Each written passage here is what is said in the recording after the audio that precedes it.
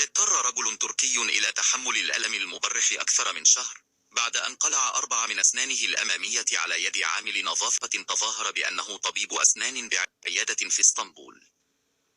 وبحسب الوثائق المتعلقة بالقضية التي تم حلها مؤخرا أمام المحكمة المدنية، اتصل هاكان يلدريم الذي يبلغ من العمر 42 عاما وهو رجل من اسطنبول يعاني من ألم حاد في الأسنان بعيادة أسنان في منطقة كاغيثان من أجل تحديد موعد طارئ.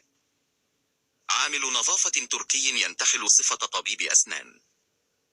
تم الرد على مكالمته من قبل جمال شيناسلان الذي قدم نفسه على أنه طبيب أسنان، كما طلب أيضا من هاكان أن يأتي إلى العيادة في المساء من أجل فحص مشكلة أسنانه وحلها.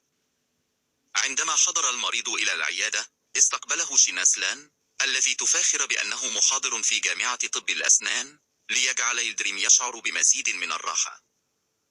وبعد فحص أسنان المريض لفترة وجيزة أخبره جمال شيناسلان أنه يجب خلع 4 من أسنانه الأمامية. قال يلدريم مصدوما إنه على حد علمه لا ينبغي قلع الأسنان الخراجية، فأجاب طبيب الأسنان الذي بدا عليه الانزعاج: هل تعلمني وظيفتي؟ قام جمال شيناسلان بتخدير المريض ثم شرع في خلع 4 من أسنانه الأمامية مصرا على ضرورة ذلك وطمأنه بأنه سيتم استبدالها باصطناعية أفضل بكثير. لقد تحمل يلدريم هذا الإجراء المؤلم ودفع رسوم 1000 ليرة تركية أي ما يعادل 35 دولار التي طلبها طبيب الأسنان، ثم غادر إلى الصيدلية بوصفة طبية موقعة من شيناسلان.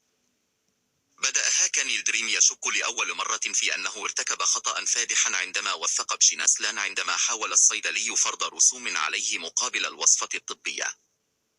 كان من المفترض أن يغطي تأمينه الطبي الإلزامي التكاليف، ووافق الصيدلي على هذا، لكن الوصفة الطبية لم تكن مختومة من قبل الطبيب. وفي اليوم التالي وعلى الرغم من الألم الشديد الذي أصابه عاد الرجل إلى عيادة الأسنان، والمفاجأة كانت أن الطبيب الحقيقي ليس شيناسلان. وقال الطبيب ليلدريم: جمال هو عامل التنظيفات، فهو يأتي وينظف في المساء. وتشير وثائق المحكمة إلى أن المريض انتهى به الأمر في نهاية المطاف في غرفة الطوارئ لأنه لم يعد قادرا على تحمل الألم، حيث إن وجهه كان منتفخا بسبب التورم وكانت لديه علامات كدمات تحت عينيه أيضا.